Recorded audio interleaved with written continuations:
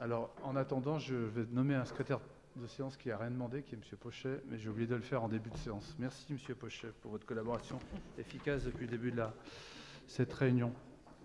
Je laisse la parole peut-être à M. Brun. Merci, Monsieur le maire. En fait, c'est le rapport numéro 11 et le rapport numéro 12, puisque ce sont des délibérations jumelles qui sont en fait filles de celles présentées par Monsieur Noblecourt, puisqu'elles concernent les décisions modificatives liées à ce qui vient d'être exposé par Monsieur Martin Noblecourt. La première, la numéro 11, donc, qui est l'ADM au budget principal, la première de l'année, relative à la subvention de budget principal au budget annexe des parkings en ouvrage. Donc je rappelle que notre vote de budget date du 13 mars dernier. Je ne rappelle pas ce qui vient d'être dit par M. Noblecourt, ce serait peut-être un peu trop de temps passé, mais donc on a besoin de prévoir le versement d'une contribution financière forfaitaire annuelle de la ville délégante aux délégataires.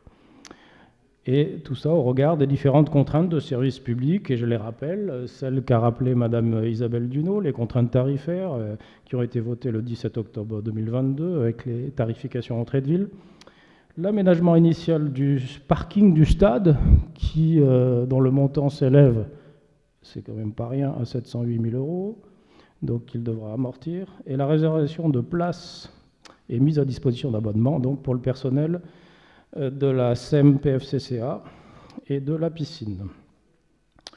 Donc cette contribution sera de 65 000 €. Ça a déjà été dit, j'y reviens pas.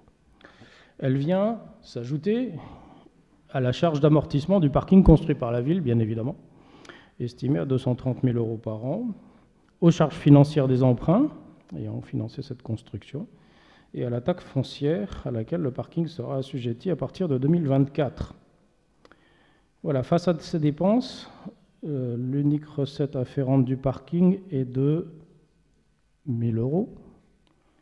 On voit qu'il manque un petit peu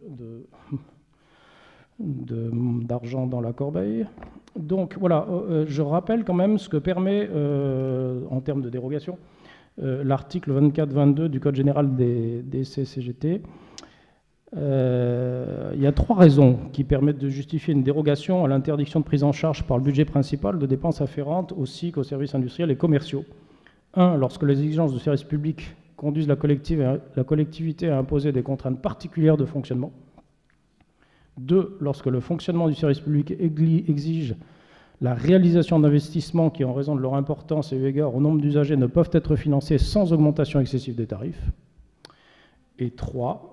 Lorsque, après la période de réglementation des prix, la suppression de toute prise en charge par le budget de la commune aurait pour conséquence une hausse excessive des tarifs.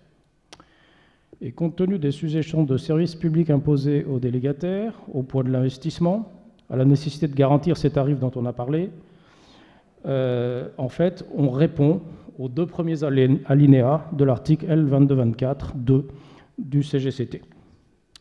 Voilà, donc là, vous avez dans cette délibération le calcul, effectivement, alors c'est un tout petit peu, pas forcément évident à lire parce que c'est au prorata temporis, hein, et donc vous avez, en termes de règles de calcul, il faut qu'on propose d'inscrire au budget un montant prévisionnel de contribution du budget principal au budget annexe pour cette année, hein, ce sera différent l'an prochain, parce que ça, ce qu'on va voter là, c'est tous les ans, hein, je vous le rappelle, il ne faut pas oublier.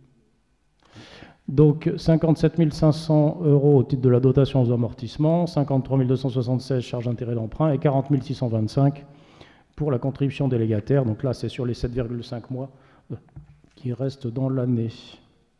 Voilà, donc il faut, dans cette décision modificative, qu'on inscrive 151 401 € à la section de fonctionnement, 0 à la section d'investissement. Et donc je vous propose, mesdames et messieurs, de bien vouloir retenir les conclusions suivantes. Le conseil municipal approuve la DM numéro 1 de l'exercice 2023 et autorise le versement d'une subvention du budget principal au budget annexe des parkings en ouvrage d'un montant maximum de 151 401 €. Et je m'associe, et je ne répéterai pas évidemment la déclaration de Martin Noblecourt, mais je m'associe à ce qu'il a dit, et je ne participerai pas au vote sur cette délibération.